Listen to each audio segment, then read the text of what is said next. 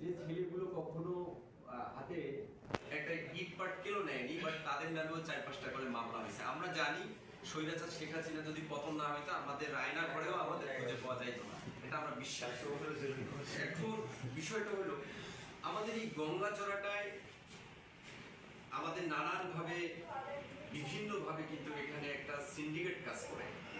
রাজনীতিক নানান চড়াই উতরাইয়ের কারণে আমরা গঙ্গা চড়াটাকে প্রেজেন্ট করতে পারি না, এবং উচ্চ পর্যায়েও যখনই যে সরকার আসুক না কেন তারা কিন্তু বৈষম্যের শিকার হয় আমাদের এই গঙ্গা চড়া। এটার একমাত্র কারণ হচ্ছে এখানকার স্থানীয় কিছু তেলবাদ চাটুকার দালাল আছে, যারা যখন যে সরকার আসে সেই সরকারের পা চেটে চেটে তারা আর কি এই ভাগ বন্টন সরকারের পা চাটে না, সরকারের যে প্রতিনিধি থাকে তাদের পা চাটে। বরাবরই আমাদের গঙ্গাচড়া একটা কথা উঠে আসে